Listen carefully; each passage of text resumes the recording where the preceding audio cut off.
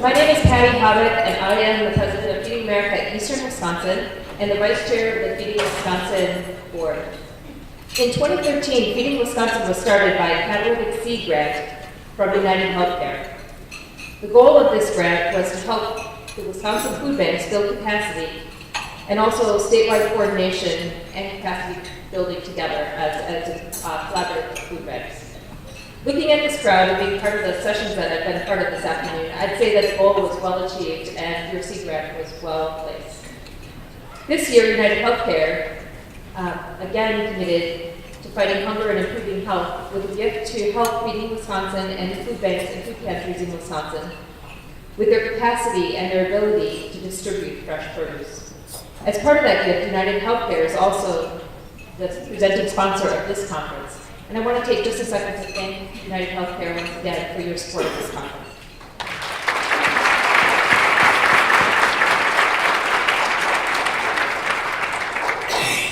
All of us are in the room today because we know that in a state like Wisconsin, which is rich in farmland and rich in people who care about each other, hunger just shouldn't exist. But it does, and more than 700,000 people in Wisconsin rely on the work that we all do. 3 years ago, Feeding America Eastern Wisconsin changed its mission statement from serving the hungry to a very bold statement to solve hunger. And even if you don't carry that same mission statement, that's something that we all do, is we're all sent out to solve hunger. Some people have told me that that's an impossible goal, and I disagree. I think that it's a very difficult goal, and I can accept that. But it isn't impossible, and I look around this room and all the work that we're doing together, and I very much know that it's possible. But it means that everyone must come together collaboratively. And if you've been part of any of the sessions I've been a part of today, you know that that's a very important piece to me, is that we're working collaboratively towards something. And by that I mean not just the food banks, but food banks and food pantries, the private sector, people in need, schools, churches, hospitals, you name it. All of us need to come together to solve this problem. We can't do it alone. No matter how good any one of us or any one of our organizations are, we just simply can't do it alone. That's what all of this is about, is solving hunger together. In my 7 years with Feeding America Eastern Wisconsin, I've heard and been a part of so many stories, frontline stories, of people in need. And I consider that part of my job is to carry their stories with me and to be their voice at conferences like this, when I'm out in the community, when I'm working with funders, or when I'm working with the private sector. It's my job is to carry those stories. And I know that's something that all of you do too, and I've heard a lot of those today. And together, we're making sure that all the voices are heard, and that together and with those voices, we are working to solve hunger. I recently read a book called The Hidden Life of Trees, What They Feel and How They Communicate. If you haven't seen it or read it yet, I highly recommend this. It's about recent discoveries that though trees cannot talk, and they communicate nonetheless with each other through a supportive network of peers. They use odor to communicate to animals, and they use their roots to electronically send messages to their peers. Connections are made between trees through their roots, but also through fungus that grow along and interspersing with the roots. When a tree is diseased or cut down to a stump, the surrounding healthy trees use their connections to support their ailing neighbor, because even in its diseased or broken state, it still very much has value to the system that it lives in. In fact, young trees grow very strong because of the supporting older trees that are around it and are helping nurture it and helping it grow. It reminds me of the work that we do. We're building connections and we're creating systems of support to nurture those who are struggling in some way.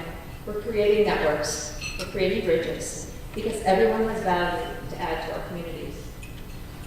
Our ability to effectively build these bridges and achieve our collective vision of a healthy and hunger-free Wisconsin depends on everyone being able to see themselves in each other and to see beyond their differences. However, in our current world of deep political, social, and cultural polarization, this can sometimes be hard to achieve. I'm very excited that I get to introduce our keynote speaker, Dr. Kathy Kramer, who's going to speak about breaking through the dynamics of polarization and how we can come together to achieve shared goals. Dr. Kramer is a professor in the Department of Political Science at UW-Madison. She is known for her innovative approach to the study of public opinion in which she invites herself into the conversations of groups of people to listen to the way that they understand public affairs. Her book, The Politics of Resentment, Rural Consciousness in Wisconsin and the Rise of Scott Walker, examines rural resentment towards cities and its implication on contemporary politics. She has also published as Catherine Kramer Walsh, and is the author of Talking About Race, Community Dialogues, and the Politics of Differences. Please join me in welcoming Dr. Kathy Kramer.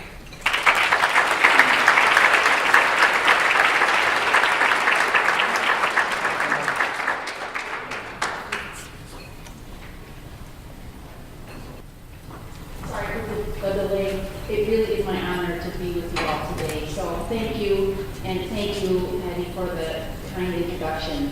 I really am thrilled to be with you here today. I was invited to talk with you because I am a public opinion scholar, and I've been doing work on the rural and urban divide in Wisconsin. And in one of the real pleasures, if I can say that, of studying this topic has been meeting people doing food systems work in Wisconsin. And today, David Lee, our hearts go out to him and his family. Greg Wallace have alerted me to just how important the rural versus urban divide in Wisconsin is for food systems work. So partly what I want to do with you today is share what I know, what I've learned about the rural versus urban divide in Wisconsin, and then talk a bit about its relevance to food systems work. But I really am here as a learner today, as well as to share with you what I know. So on the schedule is a breakout session with me later on this afternoon, and I really do hope that if you have things to teach me, that you come to that breakout session. Don't think of it just as a chance to ask Kathy Kramer questions, because I really am here to learn from you all. So, without further ado, thank you for your time, and I will try to be as entertaining as possible so you can both hear me and focus on your lunch. And pardon me if I keep turning this way, because it's easier to see the screen this way. So, we can't hear you.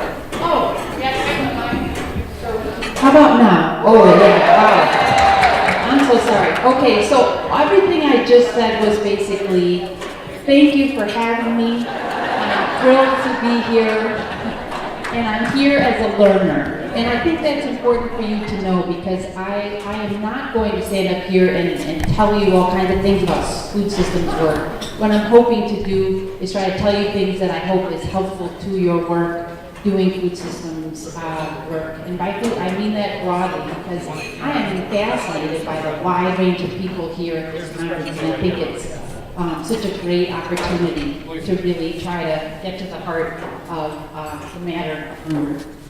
Okay, without further ado, I am a public opinion scholar, and in my line of work, oftentimes people are asking, what are people getting wrong? Why don't people know more? Or honestly, a lot of times the question is, how can people be so stupid? Why do they vote against their interests? Right. But I really don't believe in that question at my core, because I think when you pose the question that way of why people make the choices that they do in American politics, basically you're doubting whether or not we can have a democracy. I think that we can, but I want to know more about how it's working and how we might do better. So the question instead I ask is, how are people getting it? How are they understanding their world? How are they looking at their world and their choices? Because when you take a look at that, and you listen to the way people are understanding their world, you can better get at why it is that they're making the choices that they are. So you probably can tell from my accent that I have been in Wisconsin quite some time.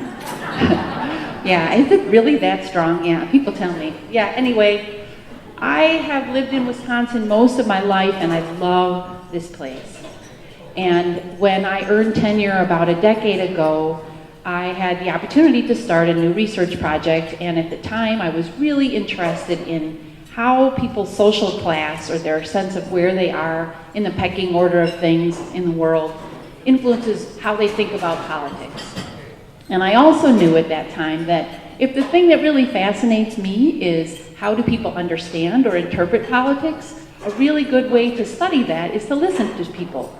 Listen to them talk to the people that they know in the places that they normally hang out in. So I decided to study the role of social class identity in Wisconsin, just because Wisconsin was convenient and I wanted a chance to drive around this great state that I love.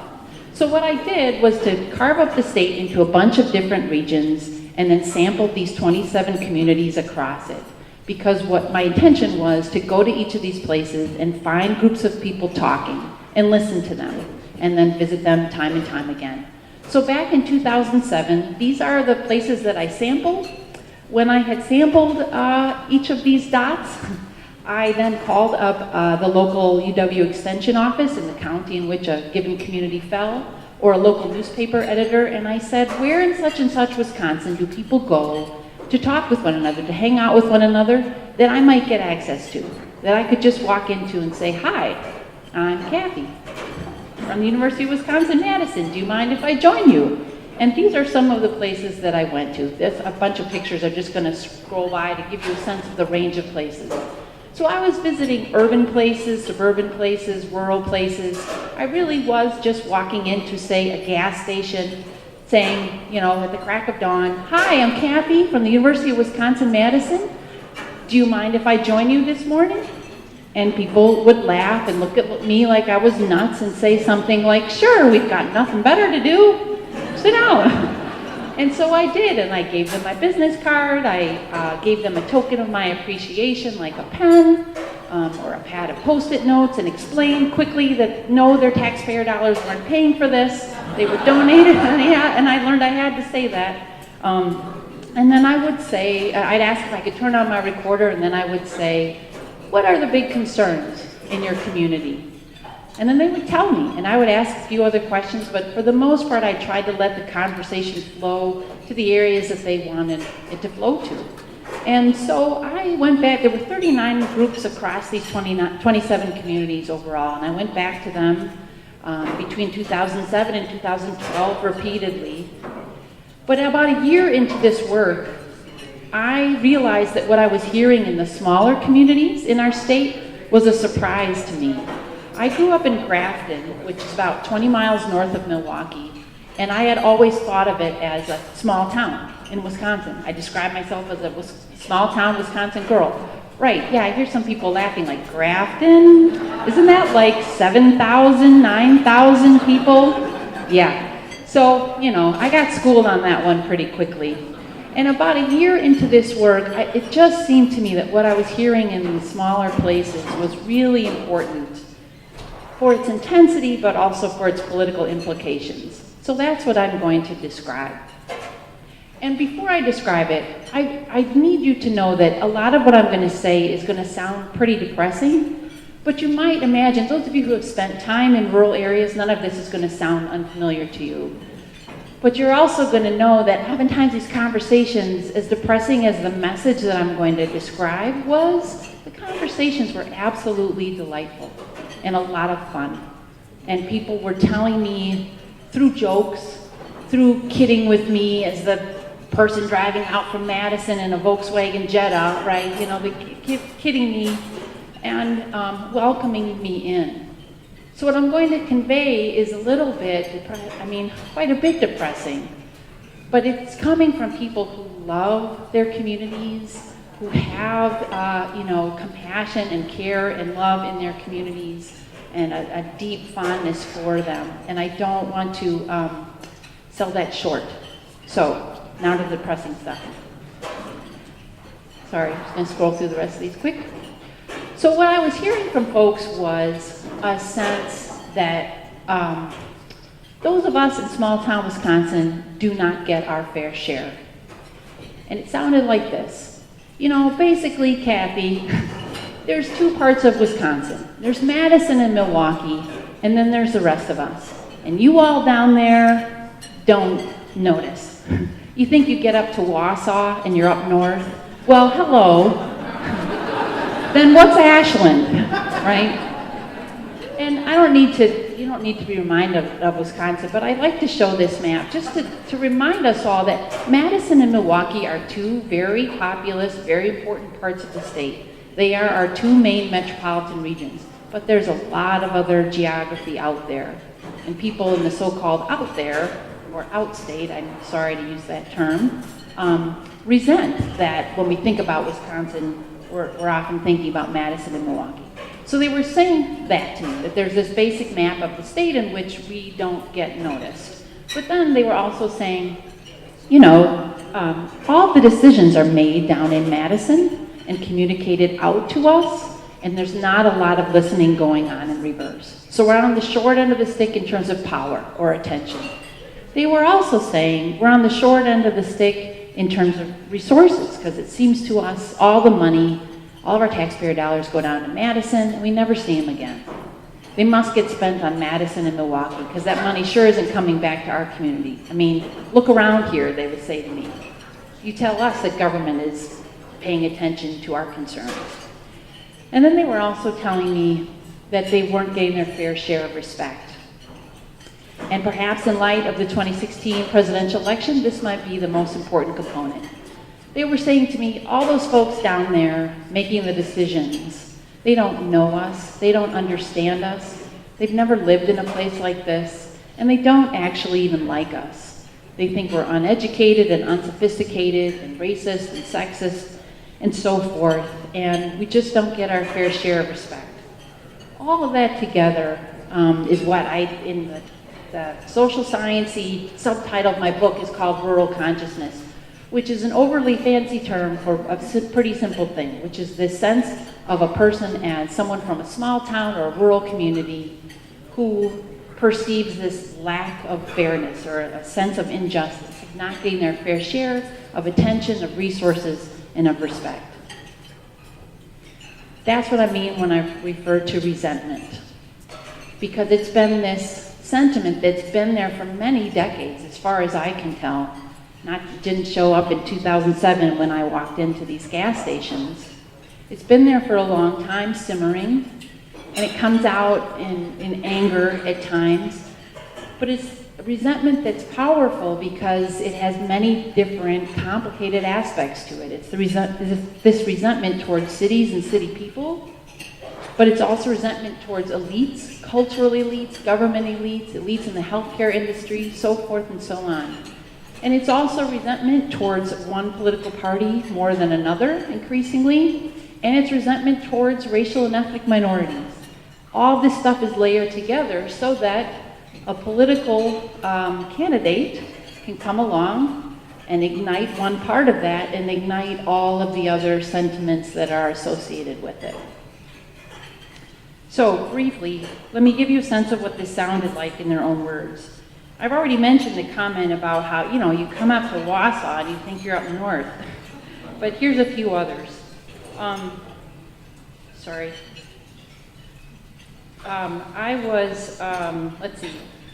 was meeting with a group of folks in a basement of their church in kind of central west Wisconsin in a tiny, really tiny town. And this gathering is a group of folks that meet in the basement of this church because there's no gas station in town and there's really no other venue. And so most of the people were members of the church, were congregants, but some of the folks weren't. There's a mix of farmers depending on the season, stay-at-home moms, retirees, some people who were business owners and drove over once a week for this gathering. And so they're having a conversation, and I'm asking them about their attitudes toward the University of Wisconsin-Madison. And I asked them, what do you think we don't do so well? And several women responded to me and they said, well, it represents our area. I mean, we're strange to Madison. They want us to do everything for Madison's laws and the way they do things, but we totally live differently than the city people live. So they need to think more rural instead of all this city area. And Donna says, well, we can't afford to educate our children like they can in the cities. Simple as that. We just don't have the advantages. Ethel says, all the things they do, they're based on Madison and Milwaukee, never us. Martha wraps up and she says, yeah, well, we don't have the advantages that they give their local people there, I think, a lot of times. And it's probably because they don't understand how rural people live and what we deal with in our problems. That's just one example of what this sounded like. So I'm going to explain briefly how this matters politically. In a general sense, these kind of sentiments are really fertile ground for us versus them arguments or divisive arguments, because people are struggling to understand why their communities are in decline, why the kids are leaving, why there are no jobs, why the economy is just so difficult, why the nature of agriculture has changed, where the family farms have gone, all of these things, and they're looking for explanations. And there's also a sense that something wrong has been done to them. And so it's possible for someone to come along and say, you're right, you do deserve more, and you know what? It's their fault, or it's their fault. And part of the reason that those types of arguments are so compelling to people is that they see themselves as working really hard to make ends meet. And there's this sense in American culture, in American political culture, that if you work really hard, you ought to be able to get ahead. Isn't that the American creed? And they have a sense that not everyone is working as hard as they are. In other words, not everyone is as deserving as they are. Also, these sentiments are really fertile ground for a call for a massive change in government, a rapid, massive overturning of government or cutting back of government. And so, partly, briefly, I just want to say part of the reason is that people look around, as I mentioned earlier, and say, whatever government doing sure isn't working here. I mean, you tell us that whatever government's been doing is helping us out. But they also perceive that government is generally an urban entity. Even for public employees who live right there in their community, they have a sense that the way they do their job is driven by urban decisions, urban values, and is not paying attention to the concerns and interests of their community. So when Governor Walker got elected in 2010, took office in 2011, and shortly thereafter, as you all know, introduced this piece of legislation called Act 10, which eliminated most collective bargaining for most public employee unions. This was the reaction in Madison. Thousands of people protesting week after week, sitting in, sleeping in at the Capitol, right? But you could drive not that far out of Madison, and the reaction was pretty different. It was instead, it's about time. It's about time that those public employees pay in a bit more, do a little bit more, because how is it, Kathy, that you, as a state employee, can have pension and health care, your summers off, and people would say to me, working so hard to make ends meet, and I can't afford health care for my family. I can't afford dental care. Don't even have time to think about a pension. How is that fair? That I'm being asked to pay higher taxes so that public employees can have it so good? So, there's one example of how these sentiments matter politically. Then, when the 2016 presidential election happened, this was another example. Now, I want to pause and say that there's been a lot of attention to white working class voters, white rural voters, and their support for Donald Trump.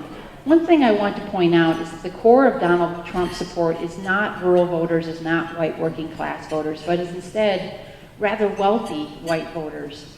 Nevertheless, the support that Donald Trump won in rural areas of Wisconsin in particular, as well as around the country, were crucial for him winning the presidential election, which is partly why there's been so much attention to them. As I see it, there were multiple ways in which that was possible, but to go back to the themes I mentioned earlier, when we talk about someone calling for a rapid, massive change in government, just keying in on a few of Trump's slogans in the campaign are representative of that. So the idea of draining the swamp, right? I'm going to elect me, I'll come into DC, overnight change things. But also the fact that his opponent was Hillary Clinton was very important for the outcome of this election, and that her association with federal government, with DC politics for a long time was kind of a perfect foil for Donald Trump. And the slogan of lock her up, there was a lot in that. Many things that were being said with those few short words, but in part it was, we don't want more of this. Instead, elect me. I'm going to do things differently. Donald Trump also gave people targets of blame, right? Again, tapping into the sentiment of we want some explanations and we are deserving. It seems to us things are going to people who aren't so deserving. His role, his start of the birtherism campaign is one example of that, as is the attention to anti-immigrant policies and rhetoric during the campaign. Once he was elected, the Muslim ban, the transgender ban. I'm going to stop there and won't go on. So there are some ways in which this matters politically. But then I want to just draw your attention to how sometimes people explain these political trends as people in the electorate wanting less government or preferring less support for government programs. And everything I've described to you is intended to convey that that's not necessarily what's going on. It's not necessarily the case that the people I spent time with in rural Wisconsin were saying to me, on principle, we want less government. We want fewer government programs in general. What they were saying to me, again, is whatever government is doing is not working for people like us. And one of the ways in which you can see this most clearly is with respect to education policy, where people would say to me, we care a lot about our local schools, and we don't want our schools to consolidate because we tell you what, when our high school goes away, that's the end of our community. That is the thing holding us together. It's our identity, it's a huge source of pride, it's what we come together around. And so people were willing to invest in education, but they had a perception that if their taxes go up to pay for education, that money wasn't going to stay in their community, at their schools. So that's one example of how it's not necessarily the case that people aren't willing to support government programs, but they want programs that they know are going to meet their needs and are going to help out their communities. This is just a map of the outcome of the 2016 presidential election. The red areas represent counties that went Republican, and the blue areas represent counties that went Democratic. And in general, you can see that there's this correlation between rural areas voting for Republican candidates and blue areas voting for Democratic candidates. There's been so much talk about this presidential election, and sometimes it obscures that the outcome of this election, as unusual as this election was actually the continuation of a long trend. So this next map shows you the change, and I apologize if it's a little faint, the change between 1996 and 2016 in trends toward the Republican Party and trends toward the Democratic Party. So the darker blue are areas that have changed more toward the Democratic Party in that time span, and the darker red areas are those that have changed more toward the Republican Party. So this shifting of rural America towards the Republican Party has been something that's been going on for multiple decades now. Just one other thing I want to point out about kind of the timeline of these trends is that, just to remind you that when I started my field work, it was 2007, before the Great Recession set in. And when I would be doing my field work during the Great Recession and asking people, so how's the economy doing around here? Oftentimes they would say things to me like, oh, it's fine. And I'd be a little surprised, and I'd say, oh, you feel like things are coming back? And they'd say, no, Kathy. We've been in a recession for decades. So, Great Recession, Little Recession, whatever you want to call it, not a big deal to us. Even though it was a big deal, but they were saying, we've been experiencing this for some time. Now, you all know this, that these divides matter for food systems work. And what I want to add to that is just my thoughts on how the concerns we have about trying to bring together people through food systems works are very similar to the concerns we have about democracy and bringing people together around the joint concern of trying to have a healthy democracy.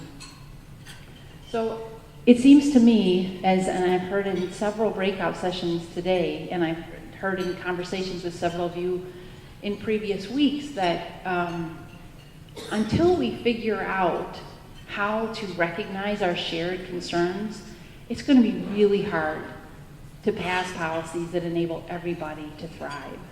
And there's a lot of attention to what we don't have in common. And I went to a great breakout session on the Farm Bill just a few moments ago. And the Farm Bill contains what's often termed rural interests and urban interests, and that's not the case. I mean, the things that are contained in the Farm Bill, even if you're talking about agricultural infrastructure or you're talking about nutrition, all of that stuff affects people in urban areas and rural areas and suburban areas. But we often aren't talking about it that way in the broader culture, in the broader political debate. So I want to note that what's going on in rural places is important and deserves attention because there are some unique aspects to it that have been neglected.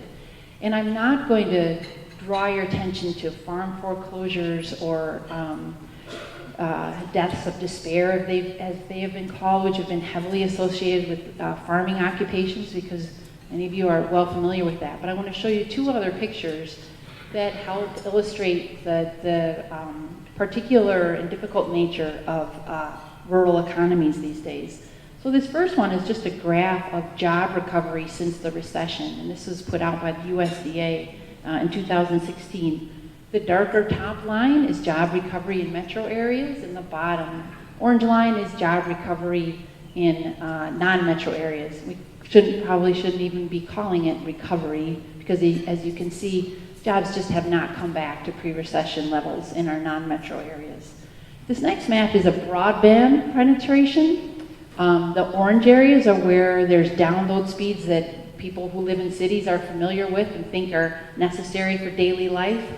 The blue areas are parts of the country where that's not the case, where it's hard to fill out a job application online when your downloaded speed is super slow. It's hard for high schoolers or people in K through 12 to do homework at night because of hard download speeds. Hard to do online education. It's really hard to start up a small business when the download speeds are so small. So oftentimes people are saying broadband is a big issue in rural areas. This is partly why. Broadband just doesn't exist in a lot of areas, and certainly not at the level that it's usable. Now, I also want to say the problems in rural Wisconsin are unique, but also you might be thinking to yourself that what I heard in rural areas sounds a lot like what we hear in our cities. Meaning, in our cities, we hear people saying, you know what? I don't get what I deserve. I don't get my fair share. I don't get my fair share of attention. Seems to me like people making decisions don't ever talk to folks like me. They're also saying, I don't get my fair share of resources. I don't get what I need for my family to simply thrive. And they're also saying, I don't get the respect I deserve. People like me don't get the respect I deserve because those people making decisions, they don't know me, they don't like me, they think I'm uneducated, unsophisticated. Basically the same stuff I was describing that I was hearing in rural Wisconsin. So I do think that food systems work is a way to bridge these divides. You already, so many of you, are engaging in these conversations. Partly I mean that because food obviously is this common human connector, right? But also because there's all kinds of things that are bringing urban people out into rural spaces, and also people living in rural spaces often need to come to urban areas for food systems related work and for other reasons as well. This is not new to you all. You all know this, and this is partly why I say I'm a learner here and I'm trying to learn more about how you all are doing this difficult thing of bridging these divides of perceptions that seem to so all too often interfere with our ability to recognize how we're actually working toward a very common goal. I also think that food systems work is a way to create different ways of connecting.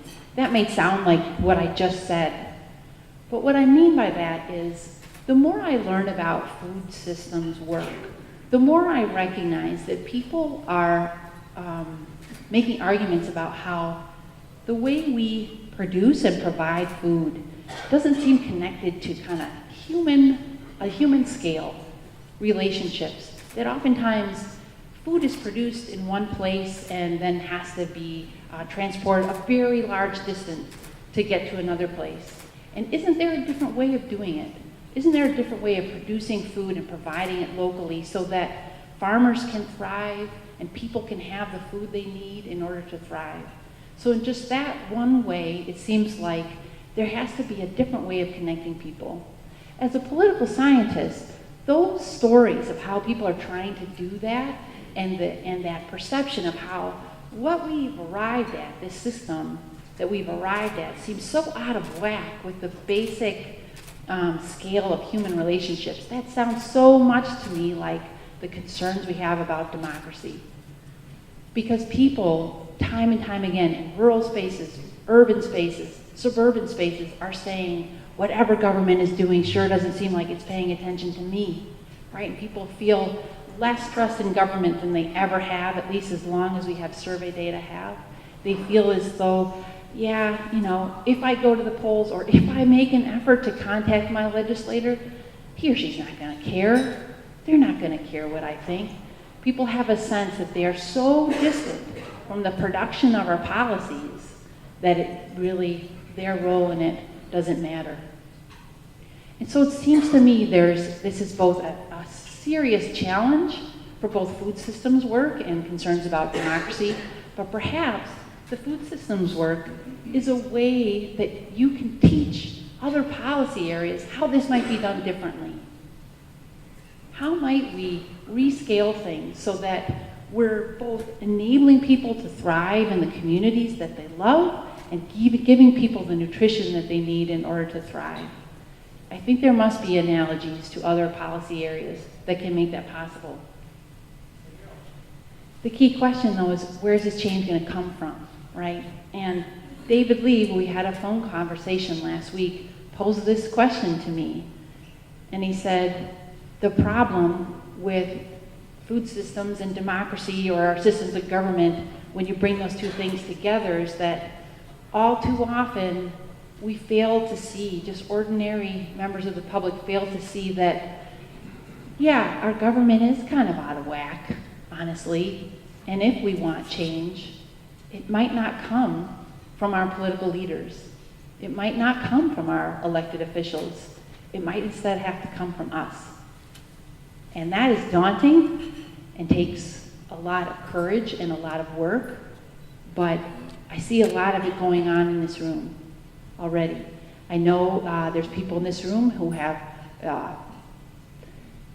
run for office themselves or are thinking about it and are thinking about bringing the concerns of food systems work into the state legislature, which is very promising. But what I'm hoping to learn from you all today is some of the other things that you think are the promising practices that are bridging urban and rural divides, and that might be ways in which we teach how to do that to other policy areas. So I'm really honored to have this time with you all, both some time for conversation now, but later on this afternoon as well. And thank you very much for your attention. I appreciate it.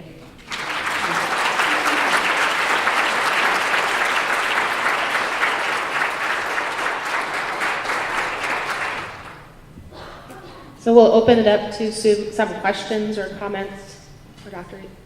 Kathy Kramer. Do we have any right away? And please feel free to make comments too. You don't have to ask me a question. If there's something you want to share with a broader group, I would love that too. I live in a relatively rural area, and I've been wanting to make more connections in my community, but I'm also demographically part of some communities that may not feel safe in a red or rural county. Did you really encounter any ways to bridge those gaps for, folks who might be queer or people of color in rural areas to feel better about connecting with that community? To be honest, I have not personally, and I hear what you're saying. But I think what would be great is if we could open it up to the group and ask other folks if you know of ways that people in the LGBT community or other marginalized communities, I mean, I hear this concern from people of color too, right? Like, how do I want to live in this space that I'm living, and I don't know how to feel welcomed. I don't know how to be welcomed. And I know that there are ways that this has happened. I've heard stories in particular communities. I just haven't seen it personally myself. And when I have heard of it happen, it's been through schools. So for younger people, sometimes through parents who then meet other parents in the schools through their younger folks. But that's not going to work for everybody. I know that there's an organization called the Food, Faith, and Farming Network now that's doing some promising things around this in terms of having conversations over meals to try to bring people in together around shared concerns, typically around agriculture, but I think their hope is that they're as inclusive as possible. But yes, I'd love to know of stories from other folks, because it's a really important issue, so thanks for bringing it up. Anybody have? Please. Well, I have friends that live in a rural area, and they are both, they're queer, and they're also pagans.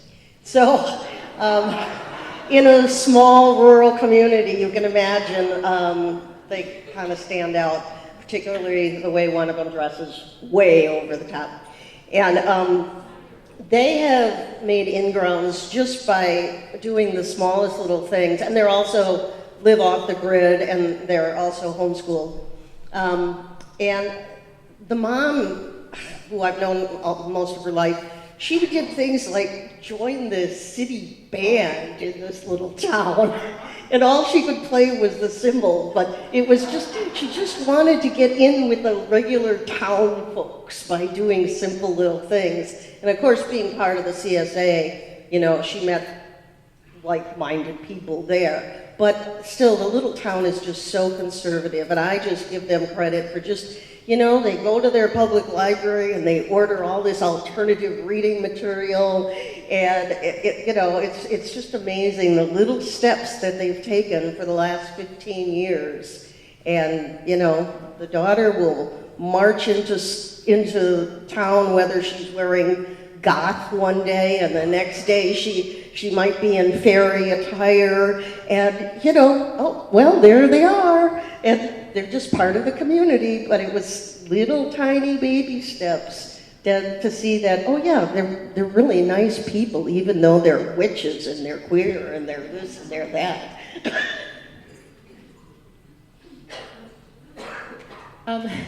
So I wanted to ask if your conversations with people in these communities are still going on, or if the research has ended, and whether the message that you're hearing has changed since the election, and then kind of add on to that, were there any specifics when people were saying, particularly the comment you made about not feeling respected, that you think are actionable? In my mind, my research is still going on, but the honest truth is that I have not been back to any of these groups since sometime in the fall. When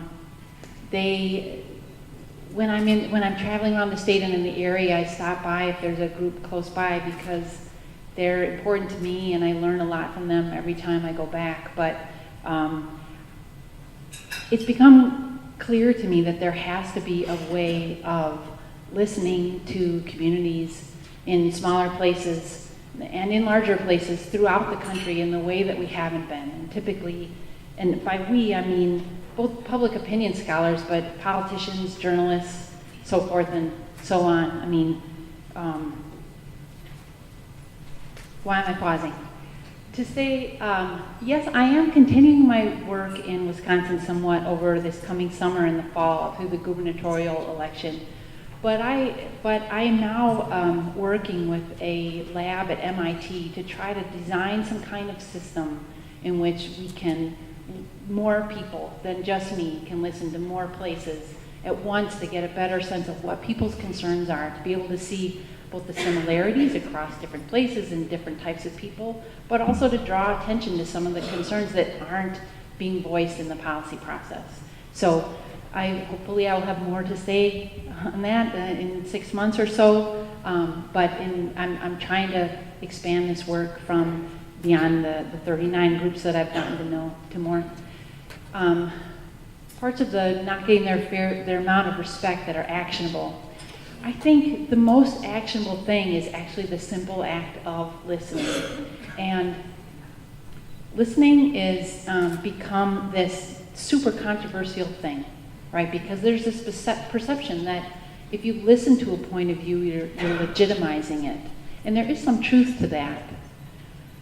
And yet I think there's a misperception that when you convey respect to someone by listening to them, that you are necessarily respecting what they have to say, as opposed to respecting the fact that we are sharing this community or this state or this country together, and we have to figure it out. And it also, there's a misperception that when you listen, what you're doing is arriving at a more moderate view, where you're figuring out a way to compromise. And I don't actually think that typically happens, and I don't think that has to be the goal.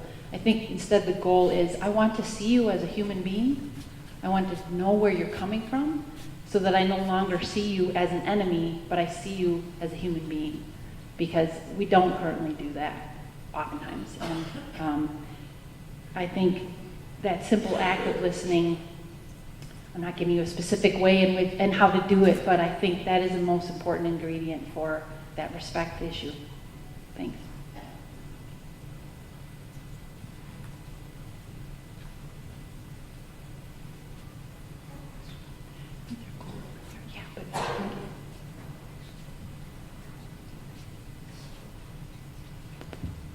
Hi, I'm from the Ashland, and a few of us are from Bayfield and Washburn too, and I noticed that you had a little dot up there. And I was wondering what your experiences were like in that area, because it is pretty rural, but it's almost like a hub to like a little city of its own, and it does have a lot of liberal and progressive qualities too. So how, if you noticed that like mixing in those areas at all? Yeah, I definitely noticed the mixing. I can't give a whole lot of details on the group I spent time with up there, but it was a group in which there was really a mix. You know, some folks who had lived in the area their whole lives, some folks who had been born there and then moved back in retirement, some folks who had moved there because it's beautiful and that's where they wanted to move to live, to spend the rest of their lives. And you can imagine in those conversations, I mean, maybe you might not imagine, because on one hand you might think, well, folks then they sort themselves into friendship groups in which they're pretty like-minded politically. In this particular group, that was not at all the case. It was folks who were negotiating very different attitudes about Scott Walker, very different views about Barack Obama and Donald Trump. And it was tense at times, but thankfully there were a few people in the group who knew how to tell a good joke and get everybody kind of unstuck a bit. And then they were just long-term relationships where people thankfully had a recognition that they cared about each other despite their differences, and they had figured it out how to spend time with one another. I suppose there may have been people along the way who stopped spending time with the group because it was uncomfortable for this reason or that reason, but it is an interesting pocket of the state, and my experience with the differences was that it was tense at times, but people figured it out.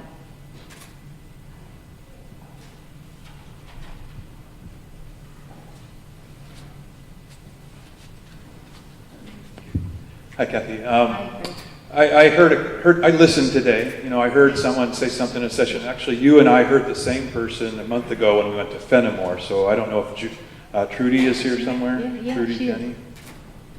I know I saw her. No, or someone from Fenimore is here, or from that visit that we made. I can't remember your name. Yes, what's your name? Can you remind me your name? Is it Trudy? Penny. Okay. Well, so you said something today that I think I had probably heard before, but just didn't pay attention to it, and that goes back 20 years probably. But when we do local food, when we in the cities talk about, oh, we want local food, it seems like a good thing. We're supporting farmers, and I think what you said very well today is just that you didn't put it this way, but when we take that food, when it goes to Madison or Milwaukee or suburbs or whatever, we're sucking it away from rural places that in many cases are just as much food deserts as say, the north side of Milwaukee. And I don't know what to do about it. I just feel like the more that we can all just acknowledge that that's going on and try to figure it out, I think it's important. So. Yeah, thank you for that comment, Greg. And I'll point out, so Penny, hi Penny. Penny, you moderated this session that Greg Lawless and I attended that the Food, Faith, and Farming put on in Fenimore to try to generate conversations around agriculture and bring people together. And one thing I learned from that session in particular was just, you know, this struggle between commodity and community, and people want affordable food, and it often runs counter to the desire to have community, to have food from where you live. And I'm restating what many of you already know, but I recognize that. We recognize that struggle, and that I think part of bridging rural versus urban divides in food systems work is redirecting people's priorities in a way. Meaning, if the goal is the cheapest food possible, that drives us away from what's the most sustainable community possible. How do we create relationships here that nourish all of us? And I mean nourish in a very broad sense, right? Same kind of thing going on in democracy work. Like, you know, if the goal is defeat the enemy, your action looks a lot different than how do we do this so that we're not trampling on each other?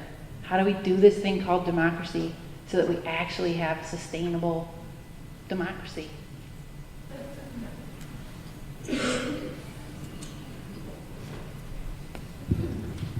Hi, Kathy.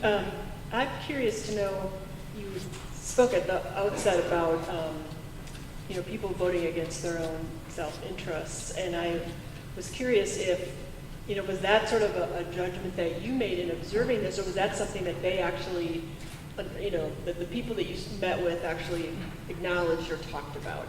Yeah, no, and not my judgment, because I think people's interests, it's their right to define their interests. And I think, and so I held that up as a theme you commonly hear in political commentary, and you hear it in the study of public opinion too, that there's kind of often judgments made. For example, low-income people, of course they're going to want more government programs, or of course they're going to support the ACA, or so-called Obamacare, right? And if they don't, that there's something wrong with them. Well, people have reasons for what they think, why they think, and they may not be my reasons, they may not be your reasons, but there are explanations and worldviews that lead people to the views that they hold. So I think it's a misleading question to ask, why are people voting against their interests? Because they are their interests, right? It's up for them to define.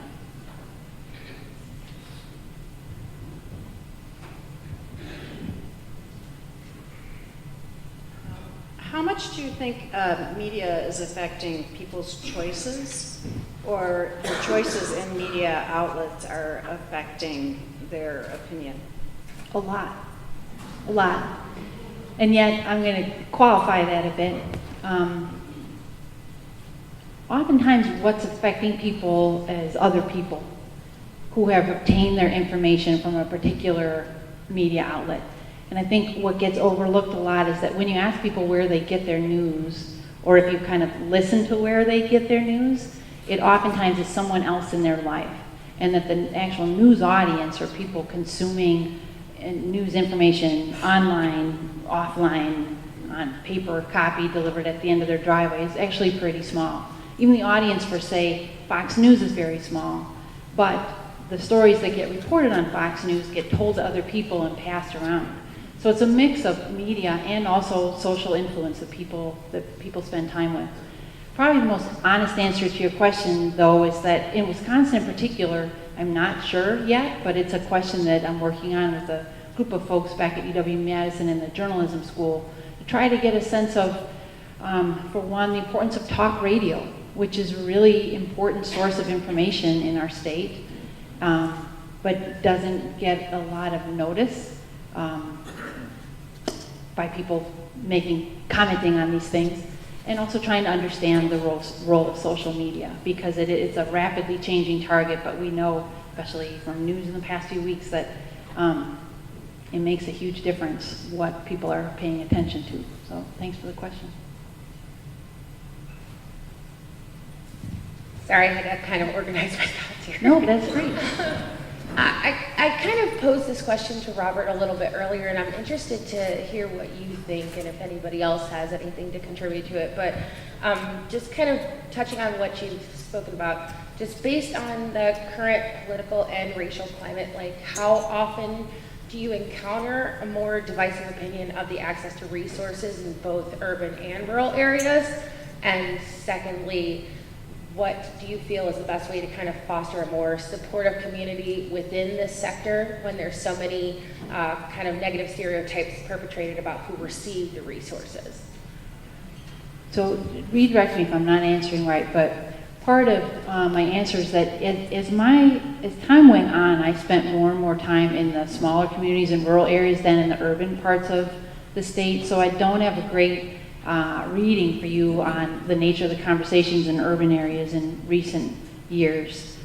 But I can tell you that the racism I heard during the 2016 election was unlike what I had heard before that election got going. And so it's not to say there wasn't racism in the conversations that I took part in throughout my field period, but something has changed in terms of what people think is acceptable to say out loud in the company of other folks, especially around immigration.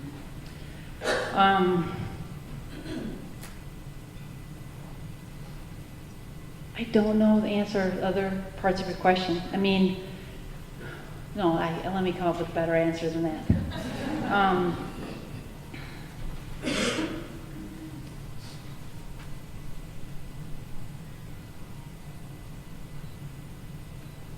I don't know an answer in general, but I can tell you what I do.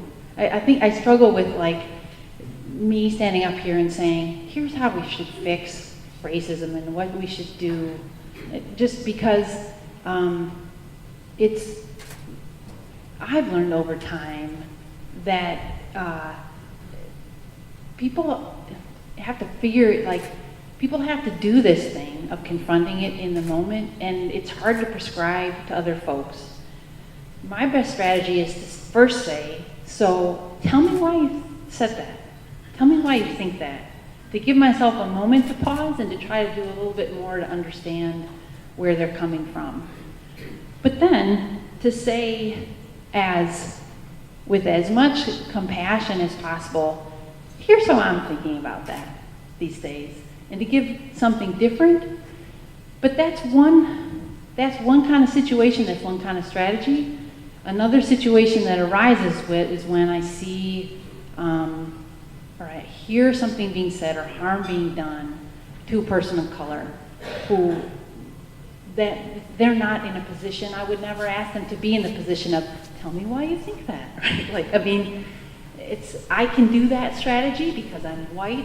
Typically in the situation I'm talking about is there's something racist being said, right? But then the strategy has to be typically assessing whether I can, in the moment, do more good by calling it out than by giving this kind of pause and saying, telling me why you think that. So I'm probably not answering your question very well because that's all stuff you know. But it's probably the bottom line is that we know that there is damage being done by our leaders in the moment for how we interact with one another and just the permissiveness of racism. And I think the best counter strategy is for each of us in our individual lives to nip it in the bud as much as possible. And that's something you kind of have to teach yourself how to do. So hopefully that was an answer to a super important question. Thanks. We have time for one more question. Does anyone else have one?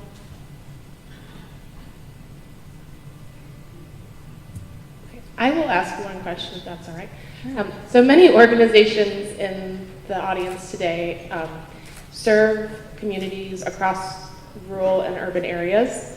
I'm wondering if you have any suggestions or tools, any messages that we can help to present to educate those or to help build a more unified understanding of the way we provide services or access to resources. Probably the biggest tip would be whatever it is you're providing, make it clear from the start that you're providing it because of what you've heard from the community that you're providing it to. Meaning that the perception that people come in from the outside, parachute in and deliver a thing and expect it to work, even if it actually does work, prevents it from working, right? Because if people perceive, you don't actually care who I am, or you're not from here, you don't understand how things work around here, they're less likely to give it a try, to listen to what they need to know in order to make it work. But my sense from just today and knowing more about the work that you do is that you have done a lot of the hard work of trying to understand what's going on in the communities that you're serving. So making that clear up front, walking in and saying, this is what I've heard from you all, and here's what we've built in response, will be really helpful, I think, for making it work. Thanks for the question, Steph. Please join me in thanking Dr. Martin.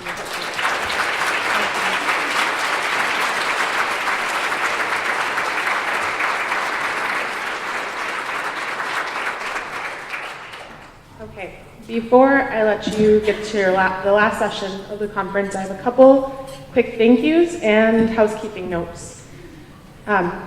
First of all, thank you to the Chula Vista and their staff for feeding and hosting us in their beautiful space.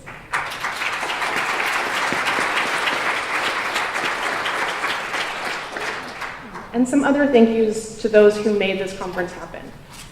Could I have members of the planning committee please stand?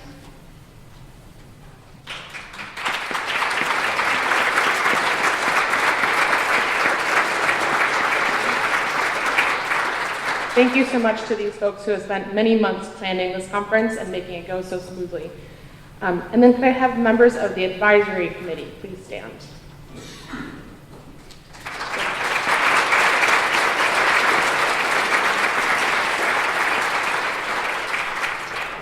These folks have offered important insights to shape both the direction and logistics of the conference. We have them to thank for a lot of the decisions that we made. And of course, and finally, thank you to all of you in attendance. Thank you for your commitment to ending hunger, improving health, and strengthening our communities, and for taking the time to be here today. Now, a couple of quick reminders. Please turn in your name badges. We like to reuse these from year to year, so after your final session, we will have some boxes by the registration table and on your way out, so please drop them in there for us. And then please, of course, fill out the remaining session evaluations and watch in your email. We will have a general evaluation of the conference, and we hope that you will take the time to give us some feedback. We will also be posting presentations and handouts on our website, so watch for that as well. And once again, thank you all so much for being here, and we hope to see you all next year, and enjoy your last session. Thanks, you all.